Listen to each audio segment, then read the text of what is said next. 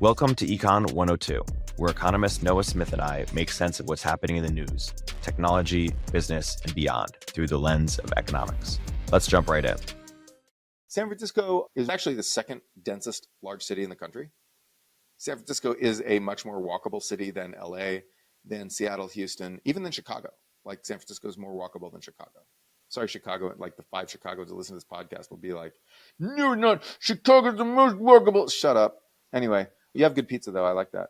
Anyway, San Francisco is the second most walkable city in the nation. And so that, and it has the best weather. So it was, if you were going to sleep on the street, it's the place to be because you can panhandle, because there's a higher foot traffic density like downtown, and because you can sleep outside because the weather's okay. I mean, like it gets cold at night, but like not that cold. And it's always pretty much the same temperature year round. It's dry. It doesn't rain. Like you can't sleep on the street in Seattle. Like it rains. I mean, you can, but you have to find a nook or cranny and cover yourself with a bunch of, oily stuff. It's real hard to sleep on the street there. And New York has seasons. New York will get snow. Like really, it's really hard. The weather makes it really hard to sleep outside for much of the year, but San Francisco doesn't. So our geographical characteristics and our urban development pattern made San Francisco always a real homeless magnet. Also, there was the hippie era. San Francisco has always been extremely permissive. It compared to other cities, it can get less or more, but it's always been like if the tech people manage to like take over San Francisco and like crack down and do a Giuliani on this place, that will be the first time. Like that will be new. That will be the first time that ever happened. Whereas in New York, it goes through cycles, right? Is it Giuliani possible in San Francisco, do you think? Sure. I mean, we don't have as strong a mayor, but we can hire more cops. We can just get really tough DAs. We can have more state funding for prisons, and we can just do broken windows policing. We don't necessarily need stop and frisk because we don't have a lot of guns in the city. We do stop and frisk in the Mission, and all the Norteños and Sureños. Will get stopped and frisked. I guess. Does SF have like a really bad gang problem? Like, is it like actually We have almost nothing. We have so it's interesting. I looked into this. There are 2 gangs in San Francisco, the Norteños and Sureños. They are, Latino gangs. The Sureños means Southerners and Norteños means Northerners. The Norteños territory is to the south of the Sureños territory, and that really irritates me. But the Norteños are they're a less violent, they're a higher class gang than the Sureños. And so have you ever noticed that the area around 24th and Mission BART stop has a lot less like homelessness and disorder and like whatever than the area around 16th Street Mission BART stop? No, I haven't taken the BART a ton, so I haven't noticed. But yeah, if you walk around the Mission, you'll notice that there's a dividing line. I forget what the exact dividing line is, what the street is that divides it. I think it might be 21st. I don't remember. But then there's a dividing line, and then south of that dividing line, things are a lot cleaner because that gang is a lot more friendly to local businesses and people where, they're less violent. They're just, anyway, those 2 gangs fight. And if you're on the border between those gangs, you could get shot, but you won't. Like, that one guy did, but it's like not that many shootings. So like, that's our one gang area is like Mission Street, but it's like not much. You probably won't even meet those guys.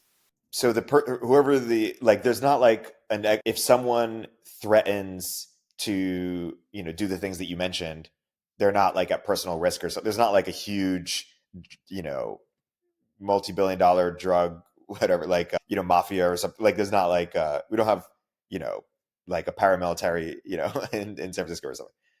Right. We do not have a paramilitary. We do not have. These are just like common criminals who can. Like a lot of that stuff is some of that stuff is real. A lot of that stuff is fake. MS-13, that's a real gang. MS-13 is basically defunct now that Bukele put all the MS-13 people in a giant prison. Like he's like, oh, you have a tattoo. Your new home is prison.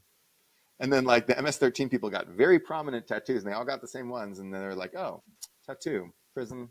And then like the MS-13 here has been cut off. So it's just like a local, like ethnic Salvadoran gang that will, disappear eventually. And yeah, there's various like Mexican mafia and a little Central American mafia stuff. But that's what the Norteños and Sureños are. They're mafia. They're gangs that primarily form in prison. we could actually, the most important thing we could do to stop gangs in America is actually have prison be more solitary. Like if people just sat around in prison and like wrote their dissertations and talked to GPT in a comfy room like they do in like Sweden or whatever, instead of just going out and breaking rocks in the yard together and like, doing push-ups in the gym together and like, doing drug deals and arranging their crime empires, through like corrupt guards and that they pay off, and which is the way prison is now in America. If we made prison a lot more solitary, they wouldn't have a chance to do this, and prison gangs wouldn't form, and we'd kill our gang problem mostly. Yeah, it's prison gangs more than street gangs. And so then when they get out on the street, of course, there's people who are affiliated with these gangs, but there's not like leadership that's outside. The leadership is all in prison. Like those people are all prisoners. And so it's like, throw the leadership in prison. That's where they operate from, the prisons. And so like the people outside are just like little young people. And then to the degree that gangs are violent, it's because it's just the young people are out of prison because they haven't gotten arrested yet. They haven't gone to prison yet. And like, are guys that get out of prison and then go recruit more foot soldiers on the street who eventually go and do their time in prison, which is a badge of honor. And then like, then meet the senior guys in prison, and then they're in the gang for life. And it's prison where these gangs operate. It's not like, they don't have like some like apartment building in San Francisco that like they control with like machine guns and blah, blah, like in, the Philippines or Jakarta or some shit, right? Like, it's not like that.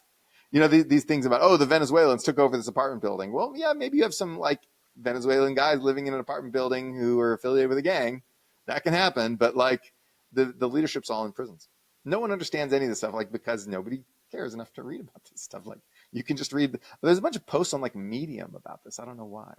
But yeah, people will write these things, or Facebook posts. Like there's groups where people just like post this stuff, or like old forums. You can go from like the 2000s and look in like, like local forums and just watch people just talk about these gangs and how they work and all this stuff.